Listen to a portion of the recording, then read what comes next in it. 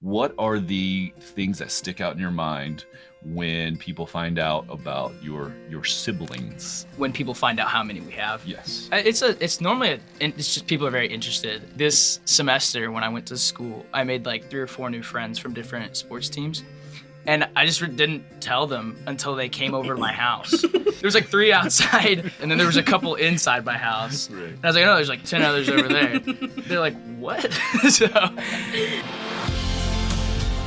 how much differently have you parented Mary as opposed to Monica? I was a way better parent for these for kids. sure. But I think you've just softened up big time. Yeah. Okay. You're just tired. It's time. Mom went Yes. to the hospital, and that was the first time you implemented like a full chore chart. Remember that? Oh, I do. And Oh, yeah, that we was- all sat around the table. He threatened Borderline to send you nuclear to military moment. school, I think. I Was that you or He was like, I will Patrick? shave your head, Yes. ship you off. I was like, I just woke up. I'll do the dishes. I'm sorry. I think the more children have brought more balance to the family. It's just like you can't overcomplicate stuff when you have 16 kids. Right. So it's just there's not room to overcomplicate anything. There's not room to stress about things that don't matter. So you just necessarily zero in on the things that do matter. I think sayings are good, like you're saying, like little licks, like memento mori. You say that a lot, like remember death. What better lesson to teach your kids about life than that death is certain? Yeah. That's what parents' job is. I'm not a stupid referee.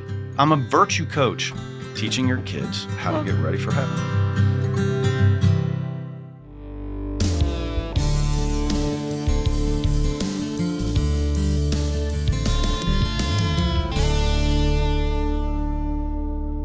We got to pull that up on camera. We gotta pull And then both up. And then we got to pull that up on camera. Hold up your phone. All right, so that's normal Aiden. Yeah, so Nice looking fella. That's not normal. well, yeah. That's but Aiden on his best day. immediate damage. That's can you see it? That's Aiden's post-game interview. That's Aiden after falling off the scooter. Immediately. Immediately, it looks like a scrape, right?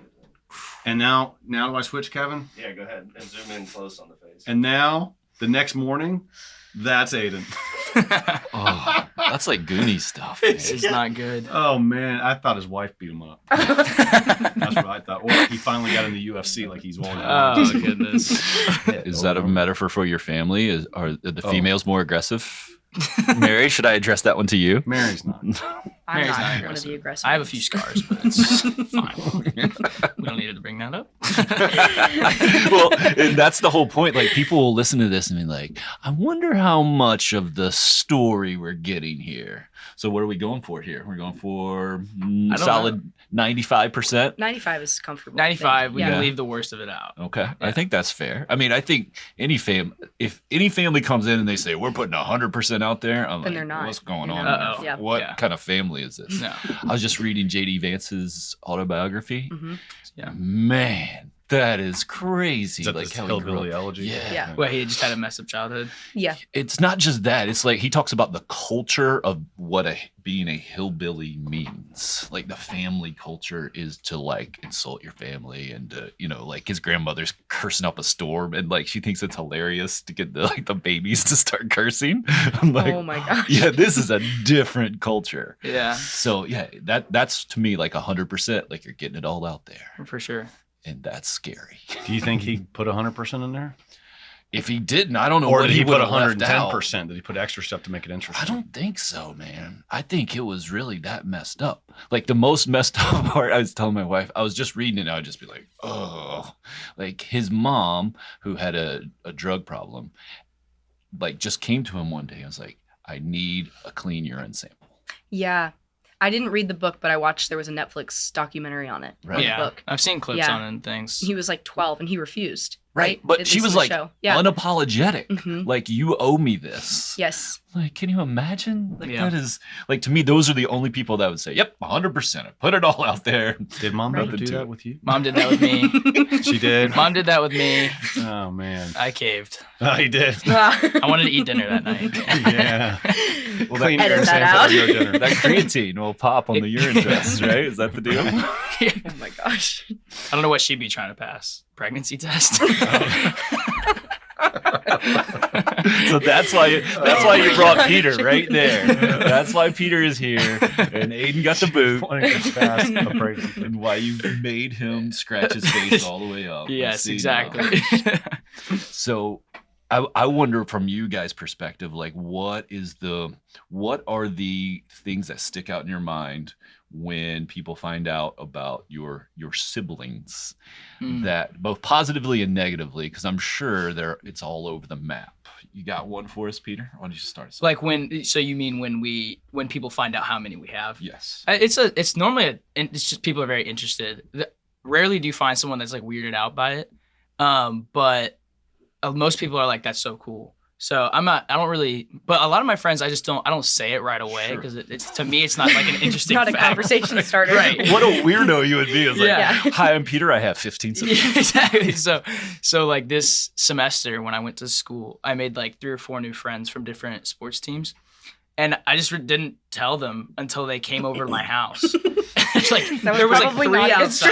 strategy. There was like 3 outside. Well, they saw all the cars at first, and they're like, "Okay, that's weird." And then there was a couple inside my house, Right. and I was like, "No, there's like 10 others over there." They're like, "What?" So, but yeah, it's normally for me a positive response. So it's pretty. How about you, Mary? Yeah, I feel like majority positive. We do get some negative comments though, not from necessarily friends, but from strangers. I think, not anything too bad. But I feel like if anything, there's more an assumption that, like, oh, your poor mother. That's kind of Yeah, the sure. yeah. I feel like you get painted as the bad guy a little bit. But I mean, I'm used to Yeah, it. yeah. right, well, let's right. be realistic. If you were just one of 2 kids, I think people might be reacting like that too. Yeah. Right, Knowing your dad. exactly. Yeah. It's fair. Thanks, Tim. Yeah. I mean, come on, that's fair. Just I don't the guy talk you to are. strangers, so I don't get that reaction. Smart, man. Yeah, Smart. that's Stranger funny. danger. Yeah. Exactly. I haven't grown out of that yet. Did your kids learn to say stranger danger? No, Or was it? I did. Yeah. Like, Oh, I think that's that was funny. our generation, Okay. old school. Yeah. All right. Did you teach yours? Yeah, You're not my mom. You're not my dad. Dad. that's what we got. Yeah. We made you practice that. Oh yeah. Oh, so that's another thing. How much differently have you parented Mary as opposed to Monica? I was a way better parent for these For kids. sure. Yeah. Mom Yeah. would say the opposite. Is the funny thing. Mom, I Mom think would definitely mom, say the mom has opposite. increased in wisdom, which leads her to, I don't know, be like she's much more controlled in how she does things. I think. She used to be a complete rager, and No, she's very calibrated, and she yeah, has like exactly. a system and a reason. And she's it's more- fine tuned that to where Yes. now she has like a really like There's yeah, good system. But I think you've just softened that big time. yeah. It's okay. You're just tired. Yeah. just tired. Yeah, That's even like fair. the time the little kids go to bed, it's like it'll be like 10:30, and I'm like, why is Lucy awake? Like she's like 4 years old. Whereas for us, we were in bed at. But when you 6:30. think about it, you're softening up a little Yeah. early here. Our Because ki- you our only have, 4-year-old like- is not up at 10:30. It's She's not up at It's- 10:30. Every night. not every night. Maybe not Lucy, but The Luke and twins Thomas. sometimes yes, they'll end up watching Luke movies. and Thomas. Yeah, and it's very much like just don't make any noise. Yeah, don't go. You don't have to go to bed unless but you're come bothering on, Dad. come on. Like I work so damn hard to get these kids to bed every night. It's true. Sometimes True, there's true. just That's why I circumstances. leave at about 6:59. That's 7 o'clock when bedtime starts. Yeah. Sure. The process. Oh, It's yeah. like a freaking NASA launch. Yeah, but like, I got 3 kids, and my third one is he's raised so much different than my first one. Yeah. So I can only imagine, like, exponentially, it's got to be a pretty big difference between number 2, you're number 2, right, Mary? Mhm. And number 16 now. You agree? You agree with that, Yeah, it's right? totally different. Yeah. In good ways and maybe not so good ways. Yeah, too. both. I think guess. it's mostly good though. Right. Yeah. For So sure. let's hear your case for that. I mean, my case would be like, my wife and I have figured out actually what's, majorly important and what we put down on the list, and years of experience have helped us with that. But we definitely are a little too soft sometimes with the youngest. Is that about the same way? I think it's like it is priorities and figuring out what really matters and what doesn't. The things that don't hit that, like, really matters 20% in there, those are kind of like extra soft on that. But I feel like there's a stronger emphasis on the 20% that does really, really matter. And so, yeah, it's a little bit of a mixed bag, but I would say there's, more of a focus on, I don't know. I feel like it's a more well-rounded view overall, just because it aligns with what you want the priorities to be. Because I think before it was just kind of shooting in the dark a little bit, and just like each task was just trying to get the kids to bed, and that was just the end. Whereas there's kind of like an overall goal now. Right. But you also got to think, like, by adding more children to the mix over time, it's like the other ones are also growing up. So like the whole system kind of changes to where now you have like extra helpers, and then also more people to help. So it's like, I don't think it's like even really fair to say like, is it the same as when you had 3 kids? Because it's just a totally different system now. So It's totally different. Yeah, the environment, right? Yeah. Right, Is that what yeah. you're saying? Yeah. So, and your number what? 4. I'm number 4. Oh, okay. So we got 2 and 4 here. Gotcha. Mhm. And then you are only a late sub because Adrian messed up. I mean, sorry. Adrian. messed up his face. He kind of does. Sorry, I was thinking Rocky and like the Oh. gut man in the corner. It makes sense. Adrian. Yo, Yeah. Adrian. Like that face kind of says that, right? So compared to you guys, let's put some numbers to this, right? So if your parents were, let's say, what's the best number way to do this, Mary? So on a scale of intensity, let's put it that way, right? Out of 50, you where would you put your parents when you were growing up? Let's say like, in the 1 through 5 ages. Oh, and like how intense they are for ages 1 to 5. Right. I would say they were more intense back then, before there was. Like on a scale of 50, would Structure. it be like 45-ish? Would it be It's hard to 35-ish? say. I mean, Who every makes a scale every of 1 to every. 50? I was going to say, Okay. Yeah, 1 where to did 10 50 or come 1 to from? 100. 50. that's Well, like algebra. Yeah, they're homeschool kids. They can't do math. On a letter second. and number scale. So the square root of Right. 47. Okay, what's a better way to do this? 10. 10. 1 out of 10. 1 out of 10. 1 out of 10. Simple. When you were getting, when But you then were multiply it by young, 4. right, and then divide by 3, and then square it. So would you say like 8, 9, somewhere in there, and then it's back down to like 5? I'd say Help me probably understand. 8 back to 5. Yeah, Okay. not like, I mean, every little kid thinks their parents are the strictest people in the world Sure. and the most like irrational people on the planet.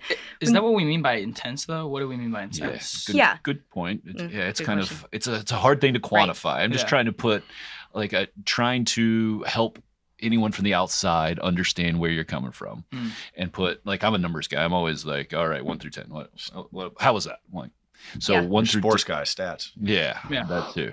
And yeah, just from a communication Yeah. standpoint, I think that might be a male thing too. Like, all right, great. You think it was fine? What does that mean? 1 through 10. Right, That's right, funny. Yeah. So,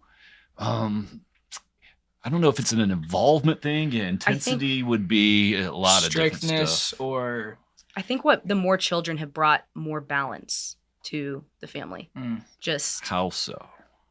it's just like you can't overcomplicate stuff when you have 16 kids. Right. So it's just there's not room to overcomplicate anything. There's not room to stress about things that don't matter. So you just necessarily zero in on the things that do matter. Mm.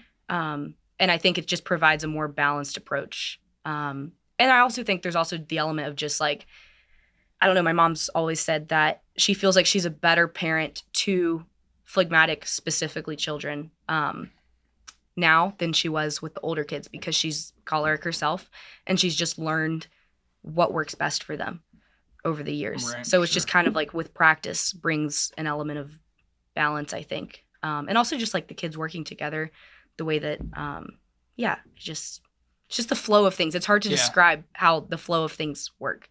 Well, you got to think it's like think of it as like a party. Like if you have 3 people in a room, it's kind of hard to like get things going and like be, even organized. Like, what are we doing tonight? It's kind of like everybody's just sitting there like, what do we do? But if you have 15, 16 people, 18 people all in one house, it just kind of like groups form, like all these things. it's like its own little ecosystem. Right. It's true. So Yeah. And you A break up gang into breaks out. subgroups, Yeah. and then Yep. yeah. Is that fair? Is what you're hearing sound right to you? You definitely, I think a part of the your mother, in my opinion, is far less picky, strict, anal, whatever the word you want to use is. Like she was raised in an extraordinary, detail-oriented family, and so that was her natural proclivity. And the number of kids just worked that out of her. Yeah, you can't. You can't Yeah, do yeah. that. Yeah. Like you can be a germaphobe for 2 or 3 kids and it like will blow your brain out. But you can't do that if you got 16 kids. You won't be able to get anything done if all you're doing is sanitizing everything. I mean, that's a silly example. But so she's relaxed a ton and she saw that. Actually, I'll give you an example. We're in the car. So this is like what, 2 days after Christmas right now, like December 27th or whatever. That's when we're filming this. Maybe I'm not supposed to say that because How dare you? who knows when we're going to release it? Who knows when we're going to? Might not release it's like this for a couple 2027. months. Yeah. But it was on Christmas Eve. We were in the car for something, and we're 5 minutes away from the house. And she said, "Okay, I have to get my mind right." Like she just said it out loud. I have to get my mind right and remember the priority here is to have a joyful home. It is not to have everything run perfectly smoothly because we were having really like 4 parties at our house on Christmas Day. So the first party was just like everyone has. The presents opening up in the morning at 5:30 or 6 o'clock in the morning. It's just nuts. It's nuts at our house. And Mary and her husband were there, and Aiden and his wife came over before he got busted up. And so that was like considered what most people would think. Like that's like a party at my house, and the presents were stacked up halfway up the tree. It was incredible. But then her parents came over at 9 o'clock, and we had them as guests. And then at 2 o'clock, I had 2 of my brothers and their families come over, so we had even more kids. And then at like 5 o'clock they left, and my parents came over. So it was really like all these, we were looking at a marathon day at Christmas, and everybody's Christmas is busy, but this is all happening at our house. And so Ashley is feeding all of these people, like these waves of people coming in. There's a couple of randos there. Just like, who are you? right. But I'm telling you, 10 years ago, it would have driven her crazy. And now, like, she went into the day intentionally to keep the peace and to remember what the purpose of this was. Hence, we have the tool, the purpose maximizer for holiday planning. Like, what is the purpose of this event? And when you focus on the purpose, then you're much more calm. So she's way more calm, I think, than when you guys were younger. For sure. More laid back. And I hope I just don't, I'm more tired and just older, but also I just don't lose my temper as much as I used to. I go nuclear less often. Yeah. That doesn't mean never. I haven't seen it in a while. I kind of went nuclear last night. In a few days. I kind of went nuclear last night. And it was about bedtime because it was like I put David to bed. And I asked him. This makes sense. This is not a you thing; it's a David thing. Why, David? Why? Shout out, David. Great work last night. 11 years old. Is that what he is? Is he 11? I don't know. Something like that. Tim probably knows. He's 11. No one knows. I wonder if he knows. I don't know. Can someone get on that? Somewhere between like 8 and 12. David, That's what I'm here for. Man. Yeah, exactly. I'm just here for the numbers. I put him to bed. I needed to go to bed early. I was tired after Christmas and, just don't feel good. Got the congestion stuff going on and everything. Put this kid to bed, 8:30. I insist that he stays in bed. I'm asleep. 9:30 comes around and he's downstairs for something. And I just... On a scale of 1 to 50, how angry were you? Yeah, I was pretty damn. I was upper 40s, man. Upper 40s. Wow.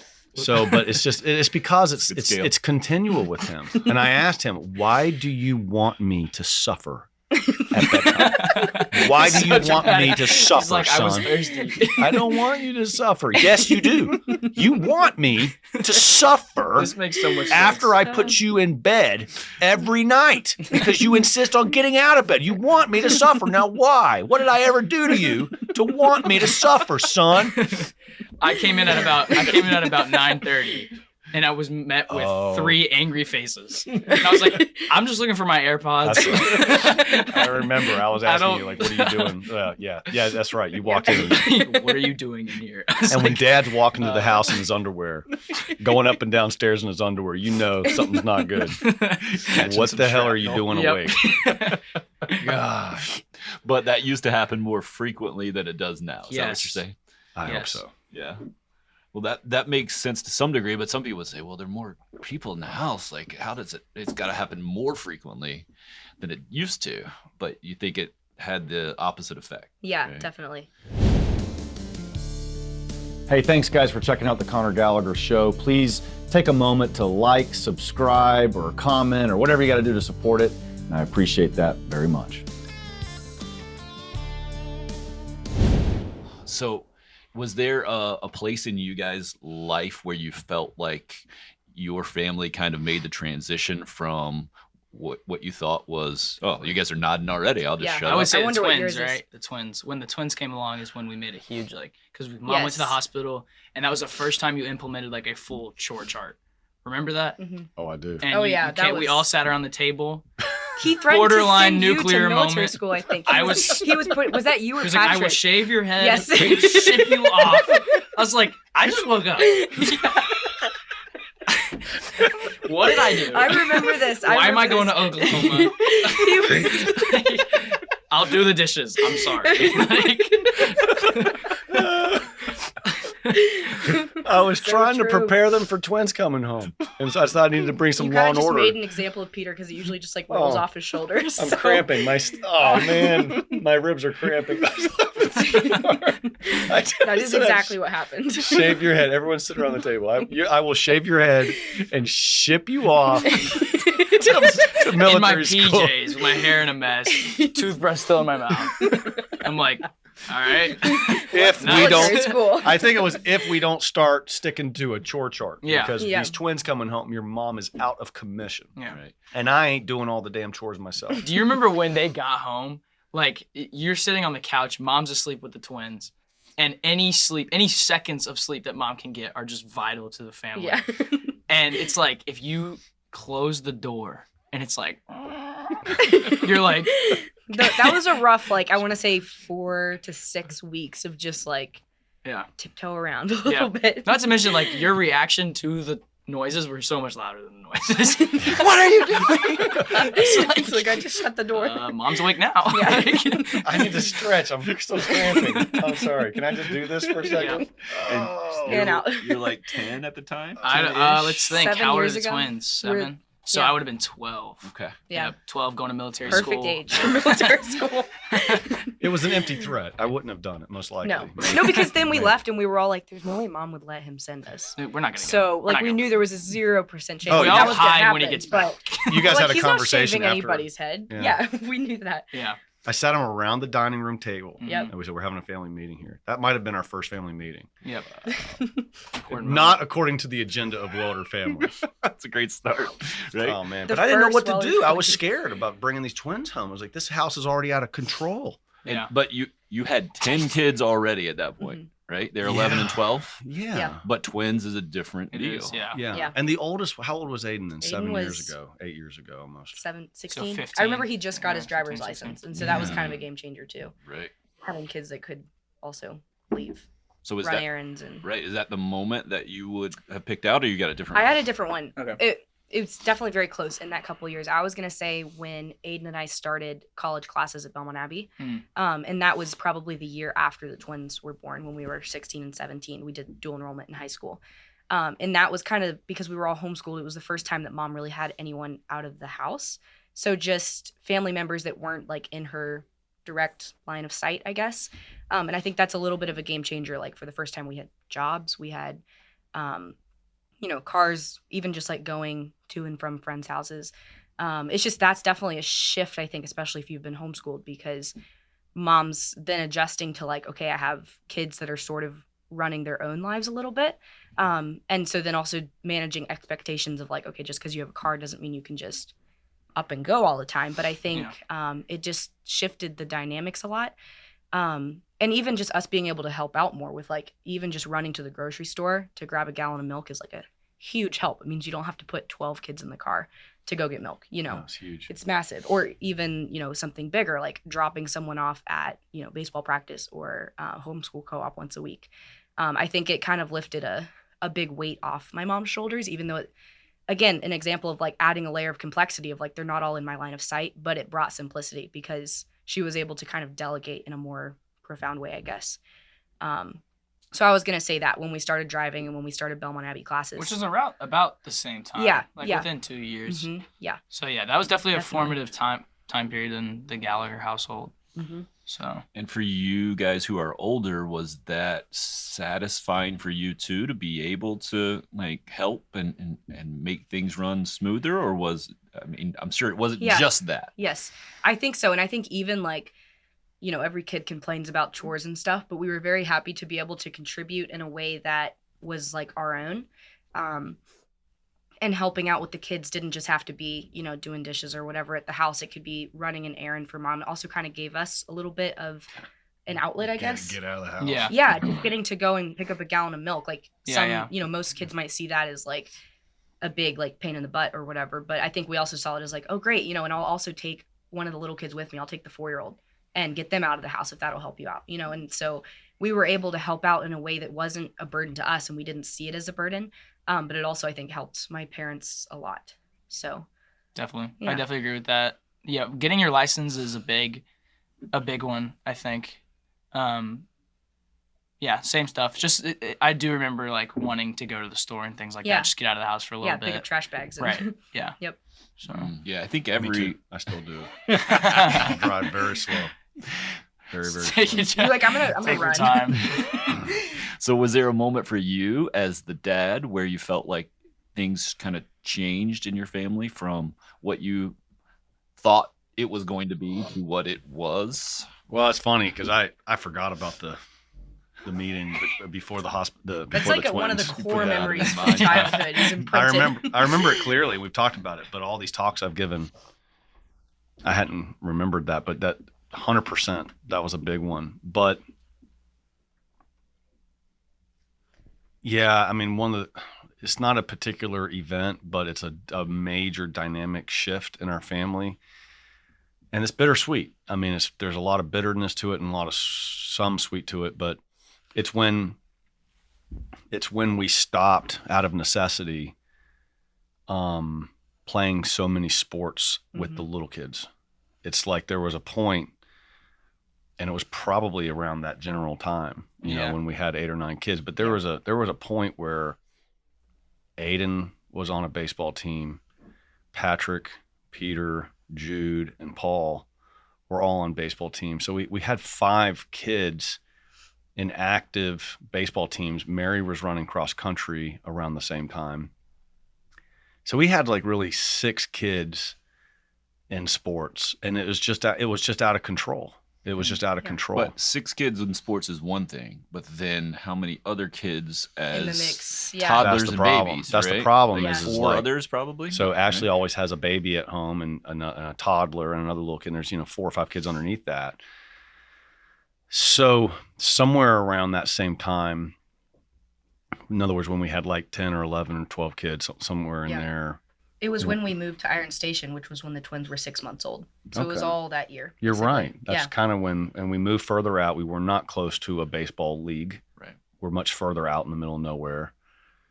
And I wish my kids still played sports as little kids because it's a ton of fun.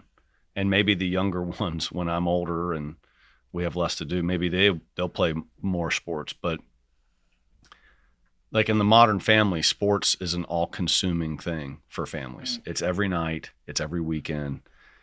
That means you don't have family meals at home. You're not sitting around hanging out and talking at home. You're not sitting out by the fire at night, with the teenagers. Like there's a lot of things that you sacrifice in order to be on the baseball field or the basketball court or the football field basically every night. You sacrifice a lot. So when we kind of gave that up, so in other words, for the first 10 or 12 kids, like when I would come home from work, I'd get kids in the car and then go right back out. That's what sports were, right? Mm-hmm. Basically every night there was always something. Aiden played basketball. You guys, so now what we've done is we wait till the kids are a little older and they start playing basketball, like rec ball, because their older siblings can drive them. And so it's a little easier now. But we're not on the little league field anymore. And I kind of regret that for David and some of the young and the twins. But they gained so many other things. Yeah. Like, so it's a bittersweet thing. But when we stopped doing the rat race of little league sports, I think that everything in our life, the logistics got a whole lot easier. And that's something that's hard to convince families of, because in their mind, like 10 things in sports, out of 10 things in sports, 9 of them are good and 1 of them are bad. But I'm sitting here saying, no, it's like maybe 5 are good and 5 are bad. Mm-hmm. It's because it's an opportunity cost that you're not fully appreciating. Like, if you didn't have sports, what would you be doing with your time? And I get it. If you have 1 or 2 or 3 kids, you can manage it a little better. But even there, you have to appreciate how much sacrifice it is on your family. So it's, when you were asking the questions, I didn't think about the military school threat. I was thinking more about, we stopped going to the athletic fields every night. And that's when life slowed down in a good way. Mm-hmm. Is that how you see it too? Because you were right in the middle of it, right? Yeah, I mean, I played plenty of sports growing up, so I don't feel like I definitely didn't miss anything as far as that goes, like David might. But all that being said, I tend to agree. I also don't think it's that important for little kids to play sports, because it's not gonna. I think parents have a tendency, not that I know what I'm talking about there, but disclaimer. Yeah, I know nothing. Parents have a tendency to think that if you want your kid to be successful in a sport, they have to start young. But I've noticed that not to be true, just as far as absolutely how I've gone with basketball. And I didn't even play my first basketball game until my junior year in high school. And well, every pro athlete will tell you that's ridiculous. The first part of that, right? Exactly. It plays into parents' insecurities and the whole thing. Yeah, and you see like the amount of stuff we do in our own backyard. And I was going to say, it's not like we don't play basketball and football. Right, they are athletic. Physical fitness is extremely important for children, I think. And we've always done CrossFit. Yes, like our kids do CrossFit classes. Yeah. So like that's like, if you ask David right now, like, what's his sport? He has CrossFit twice a week. Yeah. Now it's during the day. It's a CrossFit class. It's not like in my gym. We take him to the actual CrossFit gym. Mm-hmm. Like I'm at my gym in the garage. He actually has a class, and so they're learning real fitness. Yeah, you guys did that too, and it kept us definitely in shape and athletic, and well, it also surely some of that was like, we got to wear these kids out so they go to sleep at night. Right, but that's a good one too, because I mean, do you still do the CrossFit, or is it Jude? No, but I mean, I left CrossFit, but I was left with definitely like a really good understanding of physical fitness in general. I was gonna say that it's like 5 kids can go do that, whereas with baseball, it's like, this is for 7 and 8-year-olds, and that's it. So you got to find a different team for the 9 and 10-year-olds. Right. Whereas CrossFit, everyone can go. So David, who's, how old did you say he was? 11. 10. 10 or 11, whatever. He can ride with the high schoolers. Right. And so that's how it works out, and they get to do it together. And then there's also like sibling bonding, because it's a 45-minute drive there and a 45-minute drive back, and maybe that's like gymnastics for your family or something else. But I think the idea that, some kids are playing soccer, some kids are playing basketball, some kids are playing baseball, or even they're all playing the same sport but on different teams, it's just not really feasible if you want to have those other experiences that you're talking about. So yeah, so other families, like my family of 3, we definitely have these discussions and issues to some degree. You guys were the number was just different. Yeah. That makes sense. Yeah. You mentioned the sibling bonding. Mm-hmm. So I'm sure a lot of people out there that only have maybe a sibling or 2 or maybe none, wonder, like, how does it work with you guys? How do you explain that to people? We work better together than some of the other pairs. We've teamed up since we were little, because we're both sanguine. Yeah. So. And then when you left, it was a sad day. It was. No, it really was. So he was sad when she got married. I was sad when you got, because here's what happened. I had Mary, Aiden, and Patrick, which are all my 3 older siblings, and we were all in the same household, the guest house we have on our property. And then she got married, Aiden got married, and Patrick left. So I was just And then left. you're just left by yourself. Dang. Like, what do I do now? So No, we literally offered for you to Right. move into Raleigh with us. Though we were I know. trying to talk to him to move. Patrick went to across seminary. the It state. sounds like he ran away from home. He left. He's gone. Yeah. He's gone. yeah. He did something good. Right. you know? Got a backpack. And, Well, Yeah, in he my just mind, left. it was just He left the family. Yeah. it's to I train. mean, you probably would have kicked him out if he hadn't. It's left. so true. But then Jude and I kind of teamed up, started playing basketball Yeah. a lot. The dynamic shift. And, Yeah. Jude's a year younger than Peter. Yeah, Right? year and a half, 2 years. Yeah. So he. But I definitely We feel teamed up. like the first family was Aiden, Mary, Patrick, Peter. Yeah, Yeah. for sure. And then the second was Jude Paul. She was like the Jude, middles. Jude yeah. Paul, It's Teresa. weird. We do kind of team up Imelda. like that though. Like and it they're- changes and then and- David's like the oldest of the youngest family. Yeah. It's like a toxic high school clicky thing. So We're the cool kid table. We're the cool That- kids. If you're parting your hair in the middle, leave. that's the new thing. That is the style now. Really? Yeah, Yeah, Jude's so- sharing it. I'm glad I don't know. Jude, shout out to Jude. Your hair looks great. Don't listen to Dad. He has the hair for it. You couldn't do that. That would look- Yeah, no, definitely Off. not.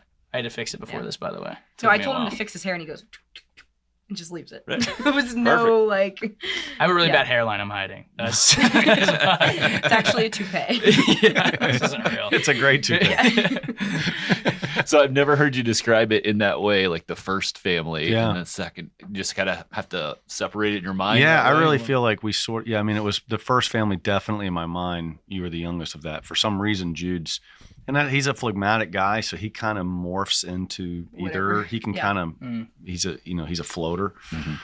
But I did sort of feel like in a certain very rough, you could say that there was 3 families of 5, and now with 16, I don't know, maybe it's 4 families of 4. I don't know. Yeah.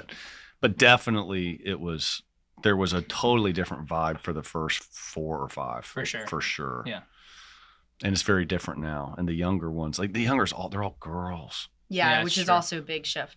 It's 8 and me, and then 5 boys So before six, there's more girls. So 6 out of the first 7, Mhm. Paul. right? And then at the end, Patrick. on the other side of it, it's been how many girls in a row, or how many out of? Do we know? Can we do the numbers? There's Numbers 8 and go. 8. So there's 7 girls are 14 and down. hmm Okay, gotcha. So Yeah, and so like the bottom, so like at Christmas, this was cool. We really had 6 girls in the same pajamas, but it Yeah. was my four youngest kids, Lucy, Lily, Elizabeth, and Monica, and then it was her daughter, Sophie, and then Aiden's daughter, Beatrice, and so we have a picture of so you had all of them. 4 kids, 2 grandkids. Yeah. is the picture, right? We'll Can pop I- it up. Can I Sure. show it? Sure. Yeah, so that was kind of cool. We kept mixing it up because we were like, oh, it's the cousins. And we're like, it's not Right. cousins because Monica is Sophie's aunt, even though Sophie's older than Monica. Yeah, And yeah, it's See how they're mixed. all in the same. It's awesome. same jammies. Yeah, that was cute. That was a stressful moment there, though. Yeah, getting Oh, the picture. that. Having Sophie babies hold doesn't babies. Look, yeah, because, yeah.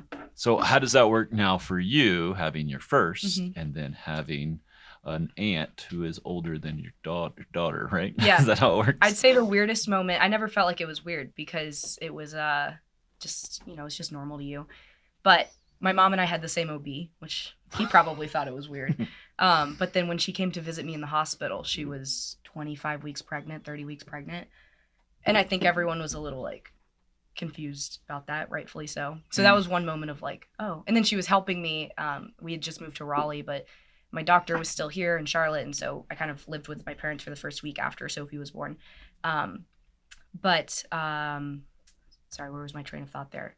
Yeah, but my mom was helping with the newborn because my husband also had to go back to work. It was a mess, honestly. But It was a crazy. yeah, it was a crazy week. But she was very helpful. But then she was also big pregnant herself. Right. There Well, was but one the moment. cool story though is that so she moves away 2 weeks before she's due, Mhm.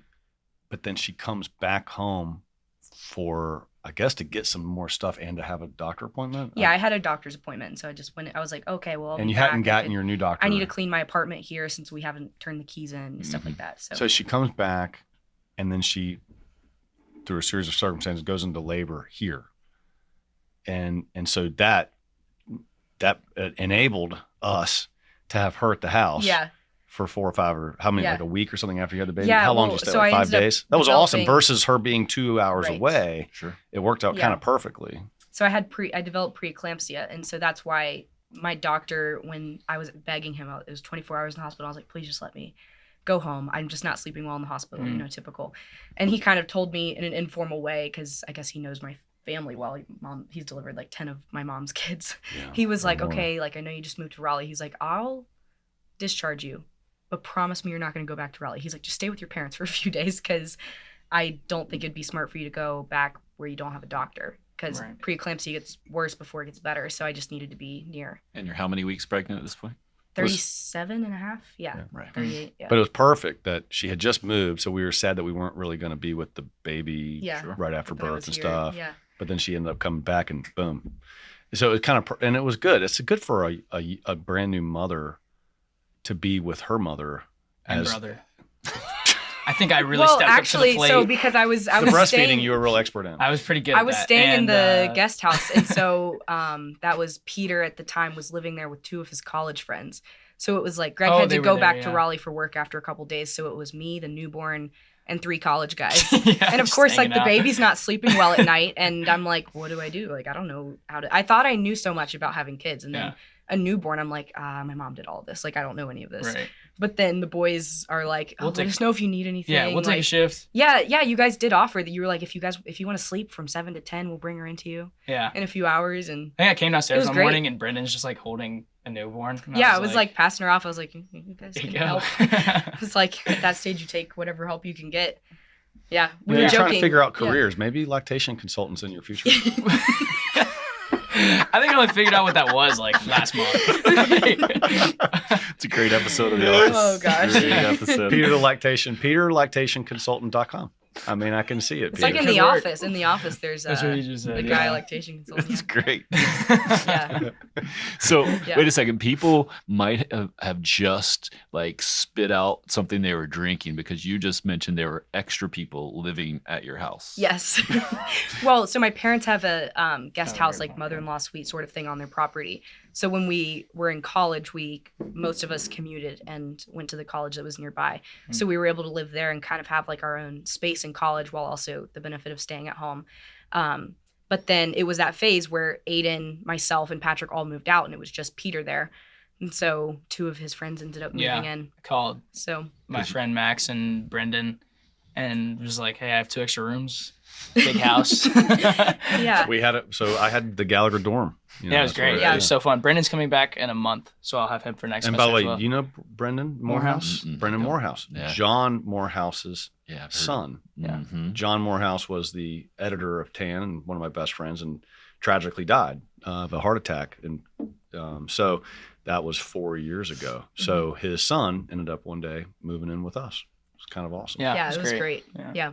Now he's holding newborns. Because we didn't have 5 enough a.m. kids around. So Yeah. Right. Well, that's another, like going back to mom, like loosening up. She was never like awful. It sounds bad the way we're saying it, but she would have never had someone Yeah, no. outside of the family move in with us, like even 5 years ago. Just the fact that she was like open to, okay, we can welcome more people in. I think More that- people than Yeah. there already is. Yeah, definitely. Yeah, I mean, it's not just a numbers thing. It's also just opening your family's door to other families too, which is just changes dynamics. Yeah, for sure. So Definitely. I was really surprised when she I was was too. open for Brendan to move in. Yeah. Mhm. Well, I think we talked a lot about who too, because obviously that matters. So, but Brendan and Max were just perfect little, quick semester, and Brendan's coming back. He'll be here for the rest of college, but Mhm. See, but So we Max like, got cut. Huh? Max went to seminary. he's in seminary. So that's where he is now. Yeah. So, one of the coolest things of not just a large family, but when your kids, however many you have, get older, is when your house still is, a center of influence, and their friends come over and they enjoy coming over. I mean, your friend Stone came, and that was kind of an awesome day for me. Yeah, it was great. Yeah. Because Stone comes from a smaller family. He's actually in OCIA or RCIA or whatever the hell they call it now, OCIA. Mhm. So he's becoming Catholic, but he goes Belmont Abbey, and he came over with you to hang out. He's a wrestler, Belmont Abbey. He came over, and he was like kind of amazed at this large family dynamic, and we had such a fantastic time. Yeah, it's awesome. Mm-hmm. Well, But you said smaller family. How many siblings? He has in 2 it? siblings. Okay. So yeah, 3. There's 3 of It's them. like normal. But I don't think he'd ever held a baby in his life. No. Yeah, no, because you definitely handed him not. the baby and he was He's like, like- I don't know how to. He's this great athlete. Yeah. He's super fit and great athlete and everything, and you hand him a baby and he looks like, What do I do with this thing? Right. just don't drop the baby, Stone. Just hold the baby with 2. It's a His neck's football. like- Don't fumble. Just don't fumble the football. Right. Yeah. But yes, you put a wiggling football in people's hands and they don't know what to do. It's Yeah. really strange funny. watching people. But So why was that satisfying for you? well, it was a nice kid. Like I enjoyed Stone. We had a lot of good conversation. Very impressive young man. But I didn't think much about it because we have lots of friends that come over. But he left, and you ended up telling your mom or something how. Like, he had a great time. Yeah. Just people just aren't used to it in the same way that we are. So But when you hear the very positive feedback that they will give about their experience at our house, it makes you and your wife feel like, wow, we're doing something right. I mean, yeah. Right. but again, it's like you can the sheer numbers kind of provide that. It's like the bigger party that you're saying. People can go to the bigger party and mom and dad are very imperfect, but the numbers make up for their imperfections. Mhm. So it's just extraordinarily rewarding when your older kids are still hanging out at your house and they want to come home and they want to bring friends over. Yeah. And you always invite me to smoke cigars. I think that's because I buy the cigars, but It's not true. Pro move. right. It's just a benefit. It's So, an influence.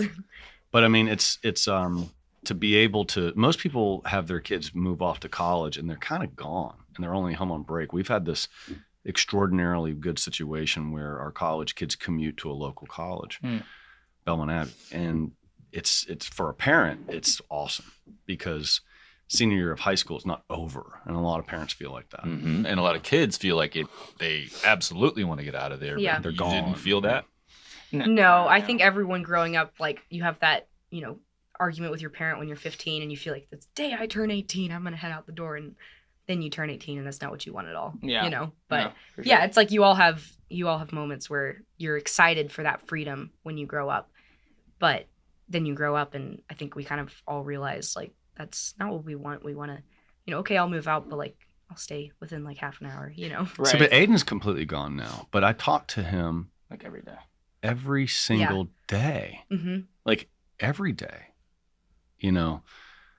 and I meet him for lunch all the time. Like when he was working in this area, we had lunch every single Thursday. Mhm. And now he works an hour away from me, but we're still meeting a couple times a month, like at least once a month. We're meeting for lunch and he comes over to the house. Like I see and talk to this kid all the time. And so I think that,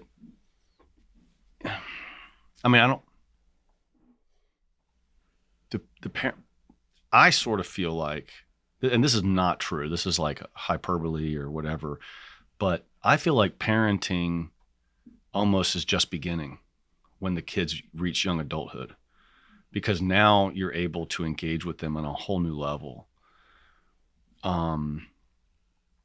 It's almost like the purpose of childhood is just to get them to adult.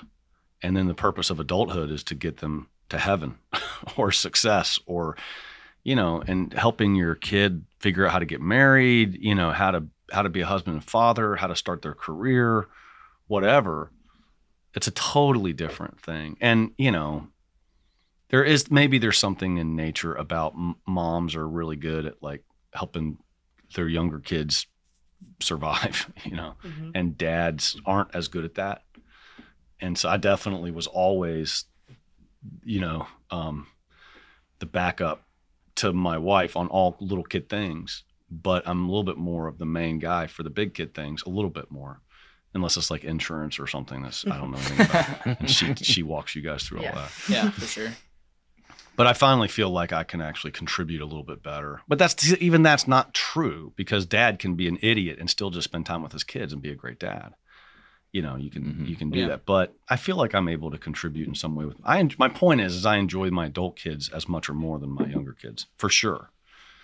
Because the younger kids, there's just a lot of baggage that comes with that. Right. Well, it sounds like you enjoy the role that you play with your older kids. Yeah, more I than think the that's what it is. role. I feel like they're able to get more of my unique ability I'm able to contribute a little bit more of my unique abilities to them versus just being like second mom. Yeah. Right. And that's, again, that's an imperfect way of saying Sure. it, but come on, anybody can help with bedtime. Anybody can help with the chores. You know, that's not really utilizing some of the unique talents I have. But when your kid is starting a career or considering getting married or trying to figure out what kind of career to have or whatever it is, or just dealing with adult problems, I feel like now I can be like coach, consultant, advisor, Mentor. friend, mentor. And I'm much more comfortable in that than managing the chore chart. Yeah. You know. Tan Books is here to help you become a saint. That's why we do everything we do. We publish thousands of titles, literally, that are specifically written to help you get to heaven. Everything from the lives of the saints to the writings of the saints, the greatest doctors of the church, the great spiritual masters, Alphonsus Liguori, St. Francis de Sales, and so on. So please come to tanbooks.com and find the book that God wants you to have right now so that you can get to heaven and be a saint for eternity. So the connection you talked about, like that's what every parent strives for. And now that you're a parent, I'm sure you probably see it from a different viewpoint. But how do you guys put words to that? I know it's kind of an odd thing to Like- kind of verbalize, wanting to still be around when it comes college age, Yeah. and then, you know, enjoying being at your parents' house right after you Right. had your first child. Like a lot of people out there, it's kind of a mind-blowing concept Yeah. to kids. So, like I said, just earlier this year, we moved to Raleigh, which is about 3 hours from where my parents live. And I feel like one of the hardest things for me moving was I knew I'd stay like in touch with, you know, my parents well and, you know, come and visit and stuff. But the hardest part about moving was I felt like, what if I don't have a good relationship with the little guys? You know, because like Peter, I'll stay in touch with him, but I don't really call and talk with the 3-year-old. You know, it's just, it doesn't happen as much. Or, you know, Monica wasn't even born yet. When she's born, like, is she going to know me well? And, you know, we do come back probably at least once a month to visit. So we're back a lot. It's an easy weekend trip, and my parents have a place for us to stay, which is great. But yeah, I think it's more than just a relationship with like the individual, but it's just a desire to be a part of the whole, you know? And so that was the hard thing of like moving and just realizing that there's going to be family dinners that we can't make it to, you know? I think that's also good when you're newly married and like making your own. But yeah, it's hard to put words to like the connection itself. I just think there's such a, especially with having so many siblings and growing up with like those are your friendships too. There's just this sense of like you just want to be a part of it. And it's not just about the individual relationship, but it's just this desire to just be there, be present. Right. Yeah. I would say for me, it's not so much like a fear of missing out, because I'm still there. I can still attend all the things that are happening. But even when it's like I don't make it to a family dinner or something, it's not so much like I'm missing out on something, but it just feels like it's kind of part of who you are. It's like a culture. So, you know, that's your home. That's where you go. It's like one of the main things, right? It's going to be like faith in the family. And I guess that's like a different thing for most people. If you have 2 or 3 siblings, you don't have that same home feeling, I guess, as maybe we do. But I don't Depends. want to say that to like, you know, but I think it's just a different dynamic. There's a unique dynamic that's at play. Which makes you want to be part of, It's something beyond yourself, really. And it's not so yeah. much that I want to like, you know, have dinner with the family, but more it's like that's what we do. That's who I am, you know. Mm-hmm. So that's the way I would put it. More, it's not even an obligation either. It's not like I feel guilty about not being there for my family. It's just kind of like, it's almost like, you know, you go to church. Right? It's like that's part of what you do. That's who you are. You go to mass. And I feel like that's kind of, for me, the sort of the same way I feel about. Yeah, it's not like it's not something you think through like all the steps necessarily. Like Yeah. going to church is just part of your habit. And if, you know, something comes up or you're sick or whatever, it feels like something's lacking. You Yeah, know, it's just sort exactly. of part of that. Right. But you can't really put words to that. Yeah. It's like faith, but, you know. So. Right. What about burying the hatchet? Like, you guys, there's obviously rivalries in the Yeah. family between certain siblings. Yeah. Is it easier when you're older? Yeah, definitely. definitely. Easier. Yeah. We had a little example last night. Yeah. Should I share? Well, okay. Not really. Dude, surface level. Surface level. Arguments happened, but very playfully. And With Patrick? Yes. Okay, so it's easy. Yeah, he's the one that has rivalries. We Yeah. love you. Right. Most of us are sanguine. It's hard to be a repeat it. melancholy. You already just said? I'm not repeating it. Hatchet was buried. No, it's just, it's a lot easier to step back, especially when you're not fighting over like what show to watch, and it's more like moral principles at this point, or whatever. Well, I mean, yeah. Patrick sound could bigger. debate a stone wall. We were Which joking is what we were earlier. doing. We said, We were debating a stone wall. he would convince himself he's Muslim if it made him win his point. Yeah, that's what we said on the drive over here. We were like, Wait a minute. he just sticks to because his we were just point gossiping Were about you guys him. playing Secret Hitler? No, No. we were just having a You conversation. didn't play? Those code names the other day. Also, I Yeah. owe Paul an apology. I freaked out a little bit during code names. As and a 15-year-old. unnecessary. Yeah. Yeah. But Okay, so why do these board games? This is a great topic.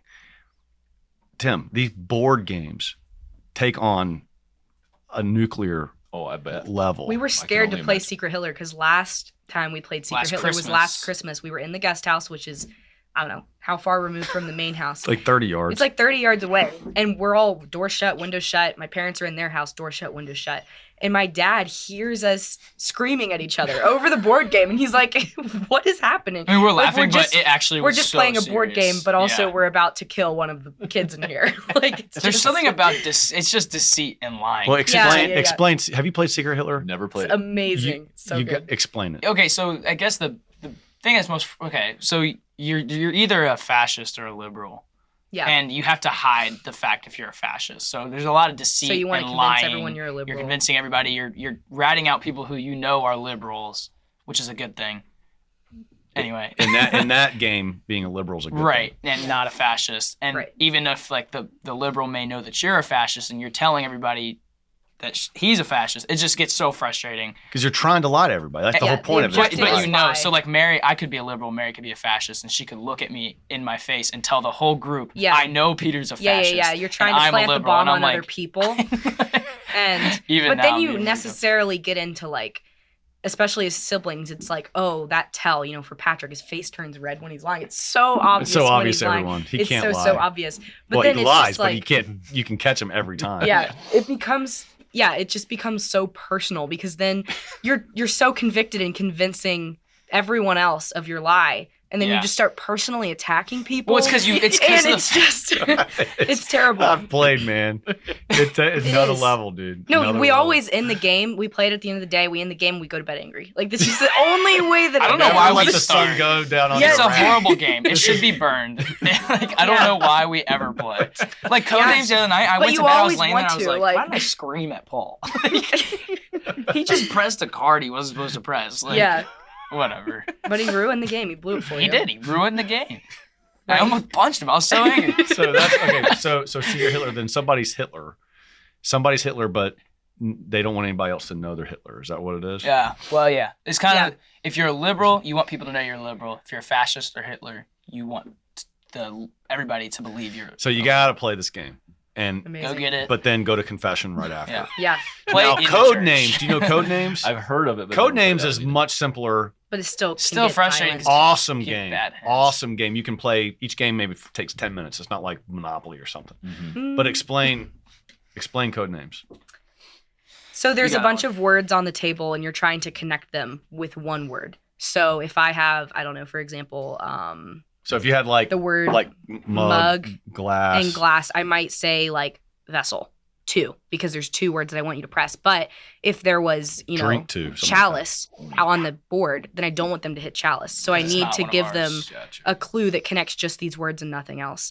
Or else they might get, there's some cards that are in no man's land, and then there's some cards that the other person wants laid down. So you don't want to lay down other people's cards. And But if you're 12, you can play this, or Yes. if you're 80, you can yeah, play so we this. play all of us. I mean, as much as David and up. But- And you play on Yeah. teams, so it's easy too. Mhm. There's only two But teams. why does it get personal? It's just I think anything that has to do with the family, everybody knows each other's weaknesses. It's just an unfair you just setup. target each other. Yeah. And And there's something about like you went with your brothers and like you want them to be truthful to you. So when they're not, you're just really frustrated. You're lying, just like you always lie. Yeah. It's like, remember that time 3 years ago when you... Yeah, no, it's very true. But it's, at the end of the day, Codenames is awesome. Yeah, no, it's Codenames good. is fun. So, But this started with you saying burying the hatchet. Oh, Is yeah, it yeah. easier now? Oh, yes, that that's- you're Yeah. older? No, Tim's we're doing a sitting great here job of saying, getting us like- back on track. Yeah, by the yeah, way. yeah. No. We're sitting here saying like, oh, it's great. Like, we have these awesome relationships. We always come home, but we're still siblings. Nothing Like, really yeah, changes. and our parents are still our parents, and they're Yeah. still like, it's not, Right. We Yeah. get past each other's, because again, we know each other so well. We know our little arrogances and pride in certain things. right. So it's like when Patrick does his argument thing, everybody's kind of like, Here we go again. Here we yeah. go again. And it just doesn't, and everybody knows that everybody's thinking that, so it doesn't bring anything. There's also to like a it. comfort of being siblings though. Like I feel like the conversation last night, if it was anyone else, you kind of like desire to, like a friend, you might desire to keep the peace more Mhm. because you're trying to protect the relationship. But with siblings, it's like all bets are off. Like you're not gonna, Right. there's kind of this, like you're comfortable with your siblings in a way. Yeah. And so like I think our Familiarity breeds contempt. yes, yeah, Yeah, and but what she's saying is the opposite, right? Even in that contempt, that relationship isn't going to yes, break. Yeah. there's like you're Oh, comfortable yeah. with it. And so I think if like there's definitely been times where like I don't know, maybe a relationship was more strained than another, Mm. and you can kind of be more sensitive at times. But when times are really good, it doesn't mean that there's no fights. Sometimes it means that there's just as many fights or more fights than ever before Definitely. because you're just comfortable and like, especially with certain temperaments, like between sanguines, it's like I can say whatever I want to you today, and you're gonna get over it in 30 minutes when you want to play Codenames. After You know? you cry for like Yes. half an hour. Yes, Yeah. you sob and then you're just over and move on. Yeah. But yeah, no, it's not like a deeply rooted like fight. It's like we're comfortable with the idea of, I don't know, picking at each other and then Mm. like moving on.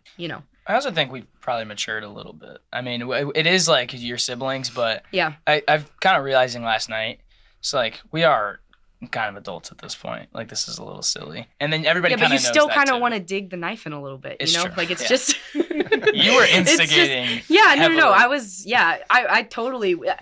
Cheeks getting a little red there. It Patrick. wasn't. It wasn't. Like- It wasn't rational. It was just like, okay, I haven't really had a conversation with you in 6 months. I'm gonna mess with you. Like, Yeah. it's like, gotta end the night on a bad note. Like, it Right. just makes it some flavor, you Yeah. know. So, It's also young mom dealing with babies a lot, Yeah, right? yeah. Where Burn she off has some the steam. opportunity. yeah, I'd rather yell at you than my husband. So I'm just gonna, blow You're- off some steam. You're a whipping boy for Greg. yes, Right. true. Yeah. That's awesome. You're welcome. Speaking Yeah. of that, Mm-hmm. so one of the ways that I explain you and being married and having a baby Mhm. is the unique relationship that you and your husband have with siblings, Yeah. right? hmm So you are one of 16 and your husband is one of Just two numbers for you. 8, but he has 7 half siblings from his dad had a previous marriage before his wife passed away. So sort of 15, sort of 8, depending on how you look at it. There's 8 sort of in his more immediate, like younger half that he really grew up with, but then there's 7 that are a little bit older. Like, I don't know, the youngest of that 7 is like 10 years older than him. So mostly out of the house by the time he can remember. But yeah, like bringing him over to the house for the first time, like you always have nerves as like the boyfriend meeting the family, but even me meeting his family, you're just kind of more comfortable with like, okay, the chaos doesn't bother me as much, like the little kids running around, and yeah, you're just kind of more comfortable with that dynamic because it just felt normal for us. sure. Um, He's the anti-stone, right, Greg? He's Yes. the anti-stone. yeah, Complete opposite. Yeah. right. So I feel like it's funny because people will ask a lot of like, what's it like having a bunch of siblings, or question kind of like that, and I feel like I have no experience of answering that because my experience of family and my in-laws, I mean, there's plenty of differences. You'd think they'd be very similar with 15 and 16 kids. There's a lot of differences, but also very similar in a lot of ways, so I don't have an experience of a smaller sized family. Like this is normal for me and normal for my husband, and it'll be normal for our kids growing up with extended family both these ways. Mm. So And people always say, like, "Oh, I can't imagine that." And it's Right. like, well, I can't really imagine. yeah, I can't yours, so imagine it's- less, yeah. right? Yeah, because as soon as I could remember, I mean, I don't even know, there was probably like 7 kids by the time I was, well, let's see, Teresa was number 7 and I was 8 when she was born. So like, I don't remember having 2 siblings, you know? Mm-hmm. So. Yeah. I've often wondered, you're number 4. Mm-hmm. That's a big family statistically. Yeah. And you're, how old are you? 19. So like if we stopped having kids 19 years ago, what would Ashley and I be doing? Be bothering us. Yeah. Like, I think I'd be in incredible shape. I think I'd be in like the CrossFit Everyone says like senior having games kids or when whatever. you're older keeps you in good shape though. Like maybe you'd be in really bad shape. Or I could, That's more I'd possible. probably, I'd probably be really lazy and just like couch potato and be, Yeah, you still have to run around Grossly the front obese. yard and I think carry the kids number, around on your back. yeah, and it keeps me ordered and structured. Forget So how to like, hold because it's so grandkids. busy, I have to have a schedule. So I had to work out right before I came in here, which is why I was late, Yeah. by the way. And she walked out of the guest Right. house saying, We hey, both we're did. heading to the office. And I was just starting my workout. I'm like, you don't have to be there till 9:30. She's like, well, it's 8:30. I'm like, oh. But yeah, it's just, I've often wondered what would we be doing? It keeps, I mean, mom stays in really good shape too, like with having children.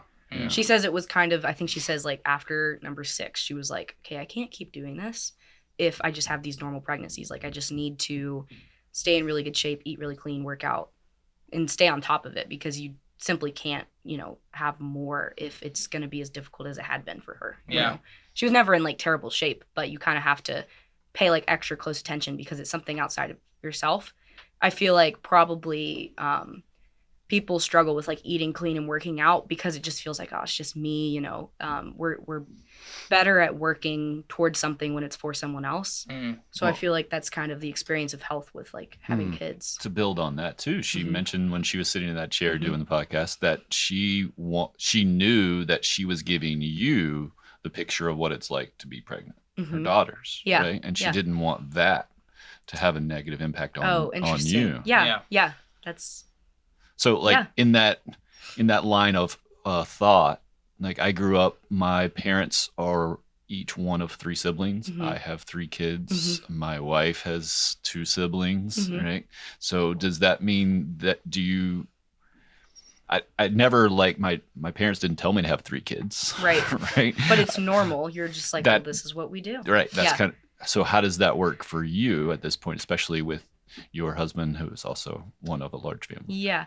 I've never asked you, do you think you're going to have a large family? Yeah. Like, I've Everyone never, else I've asks. never asked because That's funny. I don't want to be that Intrusive. that Yeah. dad kind of thing. That's funny. You know? So yeah, are you gonna Yeah, have, I That's mean- what you are you going to have a large I family? guess. So- he gave me a secret sheet of Right. paper with questions like I've never asked Right. this. Funny. asked this. Yeah. I mean, Very so interested in this answer. Here we go. we got married when, so it's funny, we're 5 weeks. I'm 5 weeks older than my husband. And so we got married just in that 5-week period where I was 21 and he was 20. No. I was 20 and he was 19. Robin the Creator. So I know. Realistically, She married a teenager. like I know, and you put that in your wedding toast too. It's funny. Oh, I did. Yeah. I don't know. Like it feels normal for us. And my mom always said, "I'll take them one at a time." Then she had twins. Twins seem hard. I, would be very blessed if we had twins, but I really wouldn't ask God for it particularly. Like, if I ever have twins, I'm sure I'll love them, but That's I funny. would take them one at a time if I could. Mm. Twins are fun, but the If you have newborn twins, stages- you can have one of the little girls to help you. Yeah. Yeah. No, I've We'll thought just of send- that. we'll I was just like, send if I one ever over had there. twins, I would just like take rotations. Imelda. Just send me one at a time. Right. Take Yeah. Imelda for a while, but that would be a big sacrifice. Oh yeah. Your yeah. mom, Emma's- your mom yeah, would not want to let helpful. go of Imelda. She's a Oh, big yeah. help. Yeah. I'll take anyone. I would say, yeah, it's just kind of part of how we do things. Even when I talk to my friends about how, like, I hope to be married young and I hope to have kids young, like my brother-in-law, my brother, my parents, they're just so surprised by that. They're like, oh, I want to be married 25, 30. And it just doesn't make any sense to them. But I think it's just the way we do things, just how Yeah, it works. and you see it as a good thing, and it's like, it feels normal, and I don't have a reason to change it. Now, I mean, any circumstances, it's not like, oh, we're Catholic, so we just have like 10 plus kids. Like, it's not how it works. There's any circumstances, financial, health, like maybe you have high needs children yourself, like maybe the second's really high needs. Like anything can change, so it's hard to answer that. In an ideal circumstance, I would like to have a lot of kids, but I'm not saying like, oh, I'm going to go out and have 10 kids. Yeah. I We just didn't don't do feel that like that's either. prudent. Right. It's not Right. a game. It's not a race. It's not. Right. hitting numbers. I kind of hate it when people. And people I have that hate it, tendency yeah. to Sure. just go out and want to hit numbers. And I say kind of one at a time. I think I can say this like with confidence that I definitely desire to be open always and to never shut the door. That doesn't mean that just because you're fertile, you have to have a kid right then, but never shut the door, I think is something that I desire to do. But maybe that means there's a 5-year age gap. Maybe not, so. Peter, you see it similarly? I do. I mean, I will have one more than my father for sure. It is a game. It's a game. I will win. That's awesome. I don't care how many wives it takes. I will beat that number. I'm rooting for you, man. I have thought multiple times, like, is it going to be like I call up Greg, I'm like, how many are you on? He's like, I will say it could 4, be I'm like, disappointing 5. to have like 15. And then it's just like, we were so close. It's like, I feel like it would I reach have a not- point where it's just This like, was not intentional. I did not produce this on purpose. I know. yeah, it's like if you get close enough, then it would kind of be like, or if you tied, and it's like, oh my gosh, we'll just adopt one. It's just like you need a. I love this is 45 seconds after. It's not about a number. We're not in a number. Yeah, but like once it's not a game. But 17's got Well, I'm going to win. I'm going to win. This is not a game, Right, but I'm going to win. right. Oh, that's awesome. That's good. I'm very proud of you kids. Now, you have been quite hilarious recently because, you want to get married and quick. I would like to. Yes. Sounds fun. Wait, Sounds like a good time. you gotta look in the camera. No, we're not doing this. Why did I think this I would would happen? like to get married quickly. Yeah. Well, and so but I could tell, like when I was talking to you, you kind of because 6'1", 175. Good job. Yeah, can you put like a Google form or something for people to put in applications in the. It's awesome. Check out my It's gonna resume. get creepy real quick. I mean, you've seen. Okay, your mother and I got married young, had a bunch of kids. Your older brother got married young, had a kid. Mary. Your sister got married young, had a kid, and her husband was 19. I mean, just barely, almost 20. Yeah. But you're 19, and so you're like, I'm behind. Like I've been trying to convince you are not. Well, it's not about that. It's behind schedule. Like the vast majority of people do not get married until like their late 20s or right, late 30s. and that's what all my friends say and stuff. But it's still like I don't know. It's not that. It's not that I feel like I need to catch up. It's just like. The way I've been raised is how things It's like happen. a desirable thing. Yeah, so It's if a good doesn't, thing. But it doesn't. also wasn't like on Aiden's part and my part, it was not intentional. It's just I feel like Right. a lot of people might like meet the right person. And it's not or for me whatever. either. Like I'm not And then gonna it's rush things. Well, just and I to think get I it. hope is it that we have raised you very intentionally and been very explicit, and all parents out there, wake up, parents, and listen to what I'm saying. That dating is the purpose of dating is to find a spouse. Period. Full stop. End of story. It's not to just screw around. It's not to just have fun. Dating is for the purpose of finding a spouse. And when you have that mindset, then perhaps you're looking for you're looking for that spouse, and then when you're dating that person, you're like, well, is this the spouse? Right. And then if you conclude that it is, you get married kind of quickly. Yeah, if you don't have any ideas of like, oh, I don't want to get married till I'm 28, and then you're 20 and you're dating the right person, and you're like, okay, like this is fine, go for it, Right. Which is why I'm not in the same regard. It's not like I'm gonna be married by 20, but just based off what I've seen, and also, I mean, you and Greg seem happy, Kayla and Aiden seem happy, you and Mom were probably happy. Probably. I mean, I didn't know you back then exactly. Why do you add probably? I don't know. I mean, you had Aiden as your first, so it's just like No, that was a That was a tough disaster. one. I'm just kidding. rough out the gate. I'm kidding, son. But it seems like getting married young gives you direction, something to work towards, like you were saying earlier, how people tend to, and I was talking to Greg about this yesterday after golf, how it with like a child or a spouse, you are kind of forced into focusing, working hard, and just focusing on success for other people. Yeah. Versus when you think about it, like when I think, about all these things I'm doing, like trying to major in accounting, all these things that are considered kind of hard, it's like, I don't really want to do that for myself. Like that doesn't seem like why, why not just live with you guys forever? Because I'll kick your butt out. That's why. But it seems like a spouse or a child gives you that direction, and the quicker you can do that, the quicker you can be successful. So I think you asked me when I had Sophie, you were like, what's your favorite part of being a mom? And I kind of don't, love that question because there's so much in it, but I just said, like, my mission is clear. Like, I just don't have this fogginess of trying to figure out, what do I do? Do I want to move to a different city? And if you have to do that, that's, wonderful. And that's a great experience. And I think it will help prepare you for your family down the road. But I feel kind of blessed that I didn't have to do that. Like, I just feel like it was a blessing that I was sent this early. There is a saying that I do like, and you can take it a little too extreme. Uh-oh. But it's this: if you're still searching, you're not committed. And there's a lot of truth in that. And so you can't commit to something until you've found it, you know? And so when you're searching, it's not a moral criticism, but if you're still searching for this or that, if you're still searching for your spouse, if you're still searching for your vocation, if you're still searching for your absolute favorite career, and you're not committed to it. And we want commitment. That's what you guys are saying, is like, you want the experience of having a full-blown commitment to something. And while you're still searching for it, you can't do it. Yeah.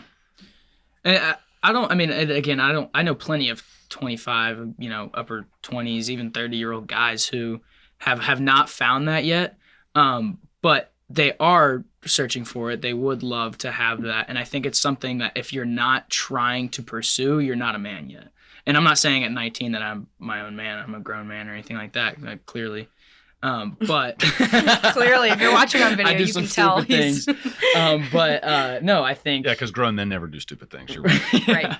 But I just think that at least having the desire or the, even acting like I would like to find someone, who I could marry young, because I feel like it would just give me something to, work for. And I think if you didn't have that, it's probably not a great sign of maturity. I agree. I mean, you agree? My father-in-law told me not long after I got married, he's like, no, you're not just living your life for yourself now. Yeah. And like, that's always stuck with me as just, right. See, but it's very great simple and wise. Isn't it great though to have your older kids, like, they have their eye on purpose, they're not just, the amount of people saying, oh, I just kind of want to be a perpetual adolescent until 30 and then maybe start looking. Like, I think that's the predominant experience. Oh, for sure. What losers? And that doesn't mean though that if you are 30, if the dating scene is right. rough. No. I'm not saying that but if you're not searching, you're not trying, you're not pursuing, then it probably is due to a lack of maturity. By nature, you're supposed to have the desire for me. it. And if you don't, then maybe something's wrong. Absolutely. Yeah. I'm not saying that out. if you don't have a spouse at 30, you're a loser. I'm not saying, but if you're not searching and you don't care and you're just living your life for yourself and you have no desire to commit to something beyond yourself, then you're a loser. Yeah. You're out of order. You are disordered. Yeah.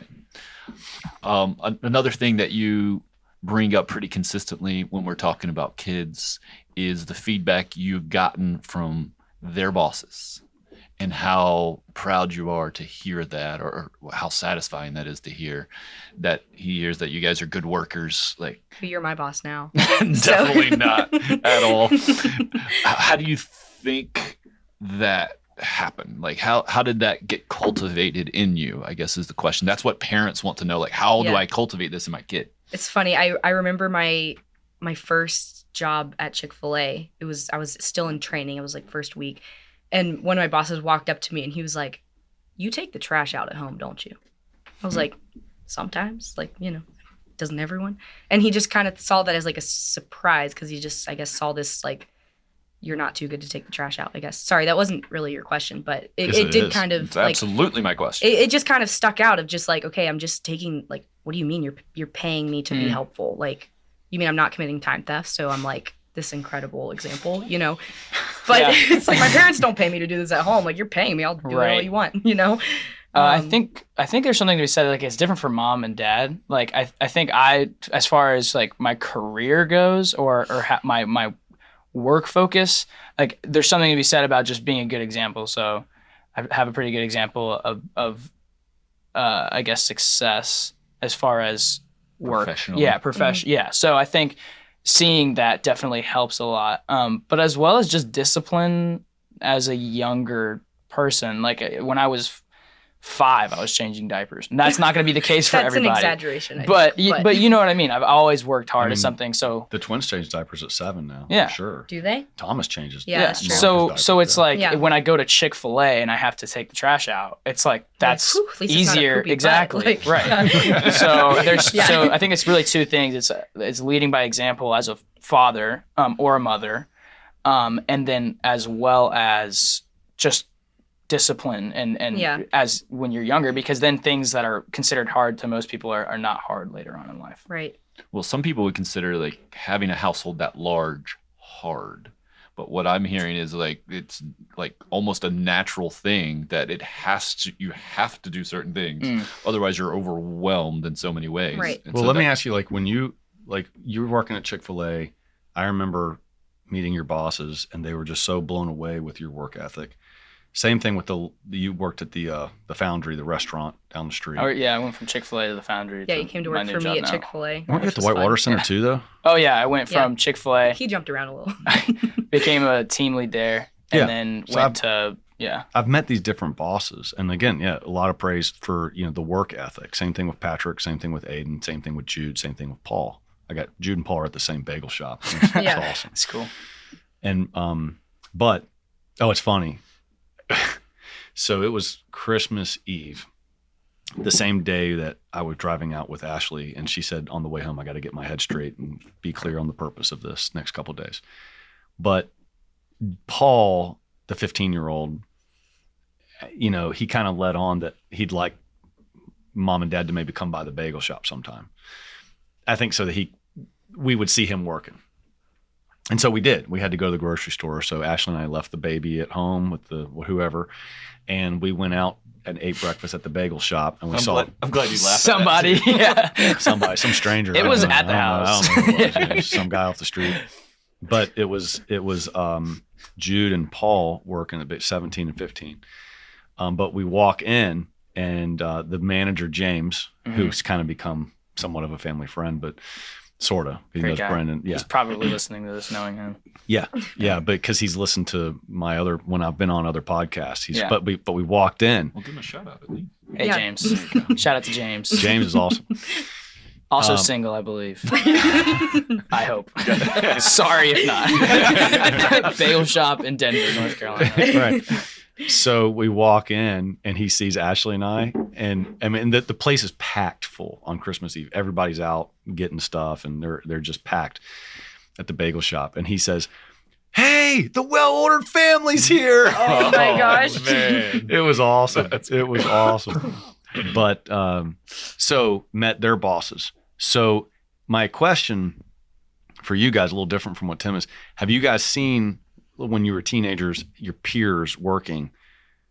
Are they lazy? Do they have a problem getting stuff done? And like, did you look around and you're like, why is nobody working? I'll go first because I have a pretty good example. Because that's how your bosses kind of communicated it to me. It was like you guys outworked everybody. It depends. So at like Chick-fil-A, yes, there was a lot of younger kids that just had no work ethic. But at places like restaurants, at the Whitewater Center, I don't work with any kids now, so I don't really know. But I think a lot of kids are working for their own money to pay for college. And if that's the case, if that's their direction, like we were talking about earlier, then they work hard, especially in the restaurant. There's a lot of like 18, 19-year-old kids who are, paying for their own living space and things like that.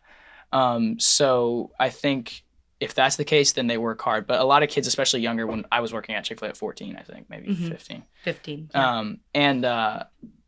No, everybody was kind of slacking a little bit. Yeah. But Yeah. You're saying if they have the purpose. if Yeah. you have That's drive, it. or you, like I said before, had an example of what it is to work, then I think you work hard. Yeah. And it doesn't even feel like hard work.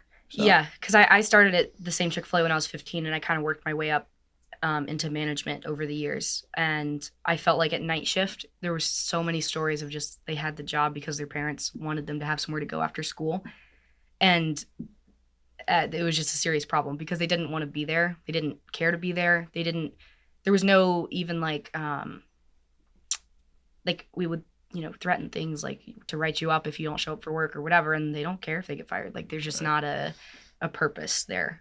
One of my kids getting fired from like a job, like a Chick-fil-A job or a bagel shop job. Crushing. I Right. just can't imagine. Yeah. Like, it's just not a possibility. Yeah. Right. Because the There's standards just are no, low. there's just no way. There's just Right. no Yeah. way. Like, I would see it as like, what did we raise? Like, Yeah. you know.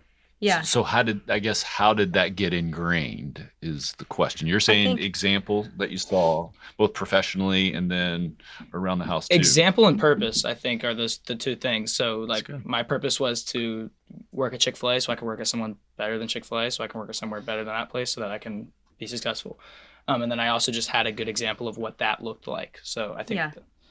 And now you work for, what do you do now? Tell them. I work for Fregadity. I'm a client associate for Wells Fargo Advisors. So I just kind of manage 2 financial planners' calendars somewhat. Not even, it's kind of just an internship. But at Nothing too 19 years serious. old, he's talking to investors. He's representing these 2 very successful financial planners to the clients and scheduling things. And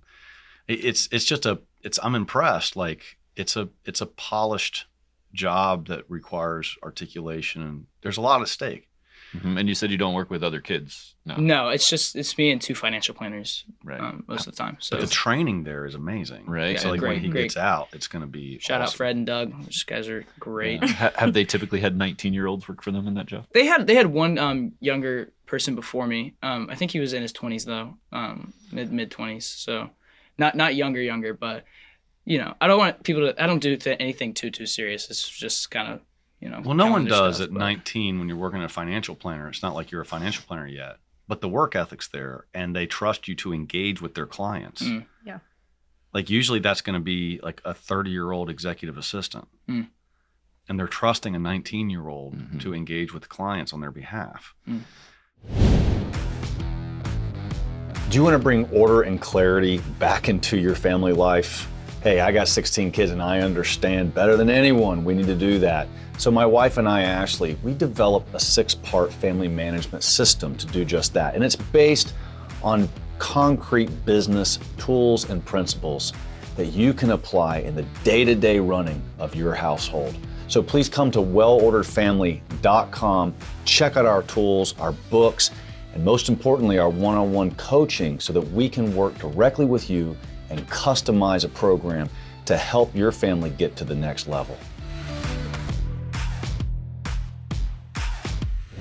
And Mary, you said you That's- worked your way into management at like what age? Oh, this is ridiculous. Like, we Yeah. probably shouldn't say it. It might have been illegal. Might have been illegal. So I think it was illegal. 15, I started, and I could only work, there was restrictions before you're 16. You can only work like 3-hour shifts in the evening and weird stuff. So then I started there right before I turned 16. So then I'm 16. And then at 16, I was a trainer. At 16 and a half, I was a team lead. At 17, I was a shift lead. Yeah, you're opening and closing Mhm. the store. Like, you go to Chick-fil-A, there's a 17-year-old who's in charge of the whole damn thing. Yeah. Like, That had she's ups the one and who. downs.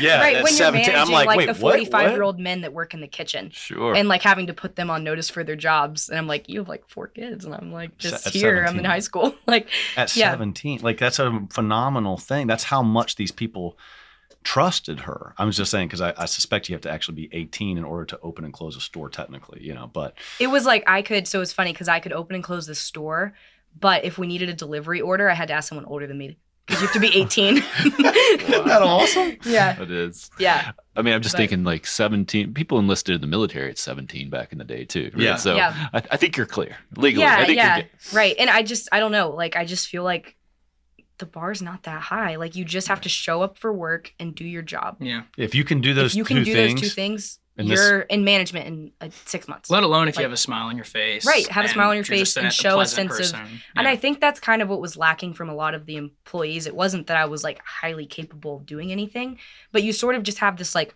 respect for the customers of like, I don't want you to get a sandwich that isn't good. And I just feel like our generation essentially has lost a lot of that. Just that sort of like, I mean, even thinking an example of school, of just like anyone cheats on exams and in school. Like, there's just no sense of like honor or respect to just like do the right thing. And so I think if you just have that, just this desire for like, I don't want you to receive a sandwich that is in like a crumpled up bag, that just gets you a long way. And it's just, I think that a lot of that is probably attributed to how digital our world is, and it just feels so removed. Like we just don't have personal interactions that much that we even, if you're in the kitchen, you feel removed from what's going out the window, you know?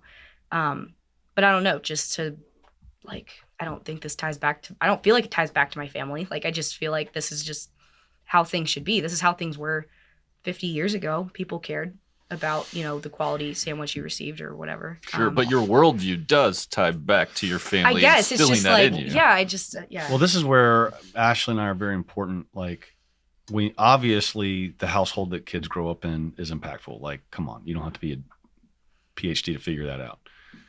But you also realize that your kids have free will and they start making their own decisions. You know, I mean, it's very clear that's the case. So you don't want, parents do not, like, we do not try to claim credit for their work ethic. Like, we're proud of it and we like to celebrate it. Does it have something to do with that they had to take the trash out? Sure, it has something to do with that. But there's nothing stopping these kids from going and just being lazy and schmucks and taking advantage of just like the rest of the world. I mean, there's nothing stopping them from doing that. It's their own free will that they make their own decisions. And I think also in certain areas of life, we do that. Like we have our, you know, we'll be lazy in certain places, but Definitely. I think we also saw going to a job as like such a good opportunity. Like I was so excited for the opportunity to work my way up in management and like make more money and get raises and get bonuses and like just have an opportunity outside of the house too. But I think that's also because work in the house wasn't foreign to me. So it was just like, okay, like, so what? My feet hurt at the end of a shift. I've been on my feet for 9 hours. Like, okay, you know, and it was just worth it. Like just when you run the cost benefit analysis, it was just like, what do you mean? Like, I would love to have a job. You know, I would love to work as many hours as I can on Saturday. Right. I would love that. Yeah. I think that's definitely true. I also think there's something to be said about giving your kids a little, forming them in their younger years is obviously super essential. Just to make sure, like, you know, ingrain in them like basic moral values, like we're saying, like a little bit of hard work, you know, a little bit of drive, which is easier said than done still. But, you know, if you have those basic things in place, give them a little freedom to, like, how often did you ask, like, where are you at work now? How's work going? Like, I mean, you did ask those questions, but it was never like, you need to be in this place by this time. If you gave me like, hey, in 6 months you need to be a manager, or this needs to happen, or you better work at this place in college, you know, it would be like, I don't want to, you know. So making it my own success and making it to where it's me who did it, definitely pushes it a little more, you know. You were trying to dial us back a little. I feel like I got a lot of pushback from my parents about how much I worked. Yeah. Which, looking back, like, okay, I did sacrifice some, like... You work too much. I did work too much. But, like, I sacrificed some much. high school experiences and college experiences as a trade-off to have a good job. And looking back, it's like, okay, I gave things up maybe that I shouldn't have, but I also was able to get married when I was 21. Like, it set me up in other ways. And there was a ton of money. She had a ton of money in the bank because she saved everything. That's helping them fast forward a couple of years to getting their first house at 21 and, you know, however. How old are you? 21. Yeah. So, I mean... Common question. Yeah, I don't know. Everyone changes every year. But I'm wondering if this has anything to do with it. You talked about no scorekeeping in your house being a core virtue or a core... And your job is not to referee. Your job is to teach virtue. Like, I don't know if I've ever heard anyone say it exactly that plainly as a parent. So I'm thinking if those virtues kind of stuck and help differentiate these kids from other kids in their generation specifically. I don't know. I think so. I mean, first of all, I hate the scorekeeping thing. I mean, I did it last night. Oh gosh. Because they're just fighting like crazy over who has to do what chore. And it's, you know, when the teenagers are gone and the little kids have to sub in, and then they're keeping score about, well, when this teenager tomorrow night, they got to do mine. And it's of course a teenager has less chores because they're doing stuff. They're leaving. They got their own social life. They get in their car and they leave, and then they're off the chore chart for the night or whatever. So little kids do kind of get the you know, what's the pick up the phrase? slack. Yeah. But we have to, so that's why I'm always constantly saying no scorekeeping. You can't do this. But then the other side of it is just purely selfish, Tim. I hate being the stupid referee. Like, you know, why do I have to, engage, get all the fact pattern, and then implement some kind of general principle and run those facts through the general principle and have a conclusion.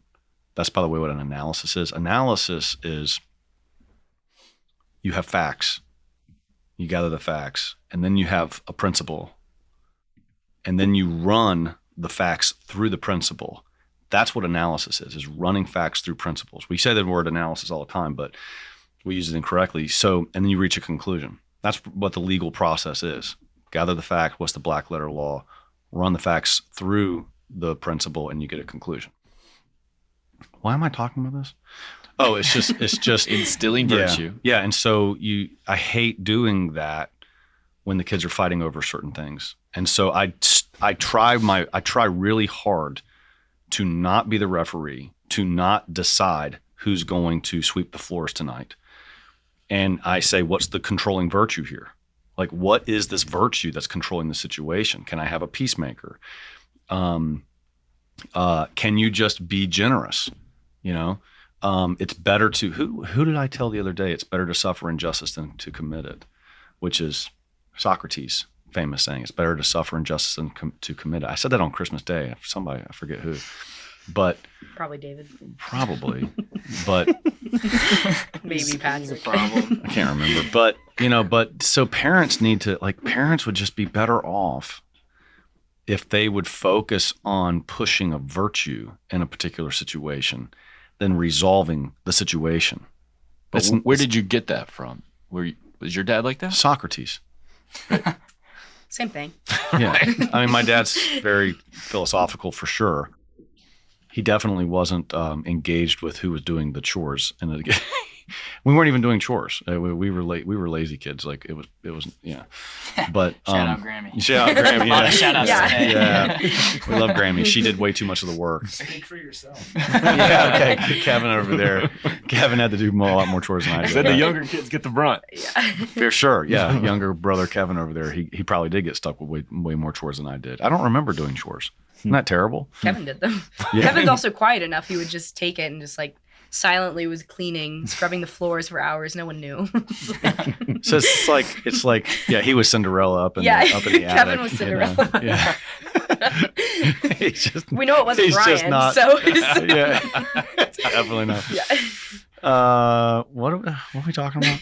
So I just focus, parents, when you're confronted with a situation, there's so where you asked me, where did I get it? I don't know. I mean, I am a philosophical guy, and Right. if Aristotle's kid had an iPod, that book's sitting over your shoulder.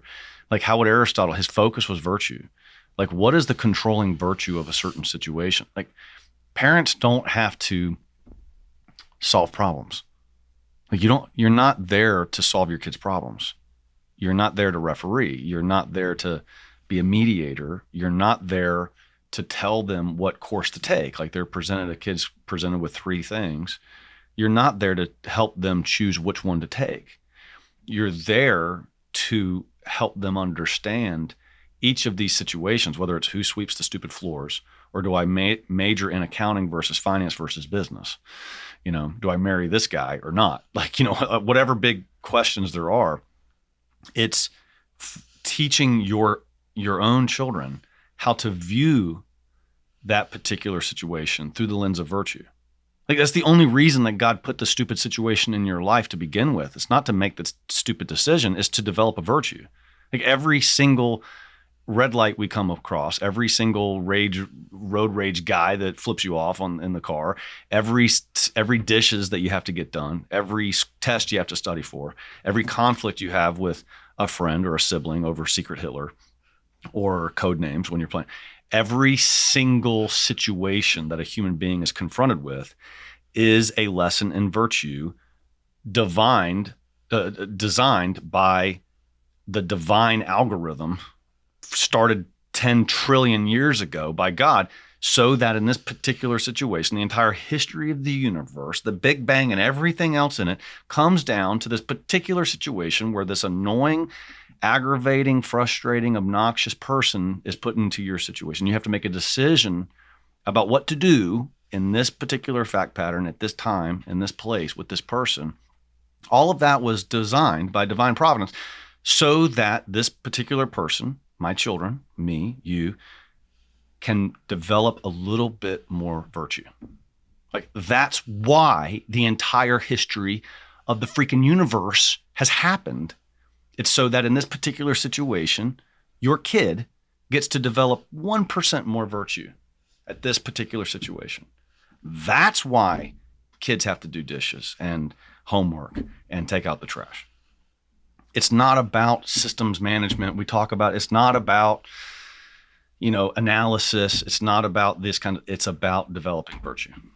And so I have not always done that with the kids, but I see clearly, so clearly, and I can't articulate it well. I need to spend more time figuring out how to articulate this more simply for people, but it's about developing virtue. That's what parents are here to do with their children. That's why we had 16 kids, is because God wants Conor and Ashley to help 16 kids figure out that every particular situation in their life is a virtue test.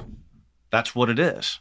And you do it for however long you live, 20 years, 80 years, 120 years, maybe by the time the little guys grow up, longevity is such a big thing. Maybe they live 125 years. Well, there's 125 years of an opportunity to develop virtue or to slip into vice, and it has an eternal consequence. That's what parents' job is. I'm not a stupid referee. I'm a virtue coach. I don't know what else to call it. That's what a parent is. Parenting for eternity. You are teaching your kids.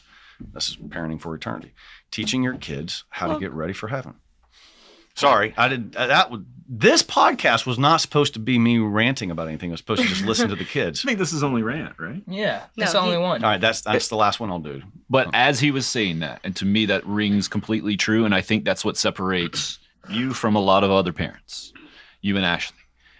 But I'm wondering, as a kid hearing that, like how that comes across. I saw you nodding your head during some of that, which makes me think it's received positively. But I would think, and do you like tailor it differently at different ages? Like I can only imagine me telling my kids that, and then I'm like, I don't want to hear it, Dad. Well, I look at the little kids now, like I developed these different phrases. I'll shut up and let them. But when you guys were young, I was saying, "Can I have a peacemaker?" Right? Yeah, we hated that. Yeah. Yeah. No, I mean, there's everything. But now I look at the kids and I say, "I'm sorry. Can anybody here volunteer to be a Christian?" Right. Just wondering. Anybody want to volunteer to be a Christian? That puts them in a corner. Yeah. Sorry. Go ahead. I think sayings are good, like you're saying, like little licks, like memento mori. You used to say that a lot, like remember death, because it's like. Where's the skull? This is not necessary. He loves the skull. Shout out Joseph. Joseph? That's Jerome. Yeah, right? it's a real skull. That's his name? Yeah. We just decided it right here. It's plastic. Anyway, like memento mori or can I have a peacemaker? Things like that. They all just kind of stick. And even though they're annoying, even like the CrossFit workout thing you used to say all the time. Oh, I used that on him last night. It ticked me off. I was like, ugh. Greg wanted help with some like moving boxes or something, and I was like, "Come on, Peter, make it." It's like when you're being lazy, you say make it into a workout, or if you're fighting, it's just like remember death. It's like, dang, okay. Okay. Yeah, I will. on. So I think sayings do kind of like set you back into. Yeah, it's a reset. Right. Yeah. The peacemaker thing's fun though, because it's like, can I have a peacemaker? And then they're both peacemakers, and then they're fighting for who's a better peacemaker. Yeah. So, and the CrossFit thing is, I say, hey, take the trash out, and they'd be like, ugh. And I said, just think about it like a CrossFit workout. And they're like, stop saying that. But there's a deeper truth to that. It's like, isn't it interesting that we're happy to pick up sandbags in a CrossFit workout 100 times for the purpose of sweating? Right. But then you're asked to pick up one bag of trash and carry it to the trash can outside, and it's terrible. So it's all about the purpose you bring to an activity. It's like, why is it that my favorite thing in the world is to sweat profusely in the sauna, and my least favorite thing in the world is to sweat even a little bit in a suit and tie? Sure. Why is in a that? sauna? It's because of the purpose that I'm bringing to sweating, and it's like, that's the difference in saints and sinners, is they're able to bring a certain purpose to a particular situation that other people just look at and say, this is pain. I think we should remove Joseph from Yeah. the It's table. making you uncomfortable. Memento mori. Because I'm Memento picturing mori. like we're cutting reels from this video and they didn't see so they're just like, why are you having a family conversation with a skull on the table? So he would say, you know that's going to be a real no. Yeah. Right? if he could speak, That's my first one. if he could speak, see if I can remember the saying, it would be, did you go to the Church of Bones with me in Rome? Yes, I did. You did? Did we all Yeah. go to that? Well, I think it was separate trips. These separate trips. It was separate. Okay, that's right. Yeah, that's right. I went with you and Yeah, Aiden, yeah. and then years later with you guys. We were like, why are we walking through this? But the Church of Bones, That guy's dead. and it's Look, are these real? Capuchin monks in Rome. It's amazing, and you walk in, and it's just like a little chapel, and all the Capuchins that have lived there since the Middle Ages or whatever, all of their bones have decorated the church. But the sign over it, which is made out of bones, like probably little finger bones, but it says something to the effect of, you are what we once were. You will become what we now are. You know, something like that. And So glad you did that. It's amazing. It's removed. It's amazing. But that's what better lesson to teach your kids about life than that death is certain. Yeah. You're trying. The whole purpose of living is dying. Yeah. So you're mom and dad. You're the chief death preparer. That's what you are. It's true. Yeah, and that's why I think like those sayings, even though they're annoying eventually, they definitely kind of set you into be Yeah. virtuous and focus on that. But to answer your question, it's a little annoying, but Definitely. This podcast has been so worth it for me, hearing your dad just say about complaining about sweating in his jacket and suit, because now every time we come in here to do a podcast and he complains about sweating in his suit, I can You just can say, bring it up. memento mori. right, Yeah. remember your purpose, bro. I mean, come on. You're going to be good. It's so true. It's hilarious. Definitely. I think we're done, guys. What do you guys think?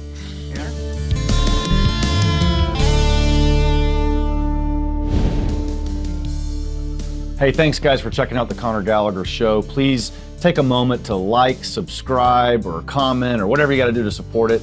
And I appreciate that very much.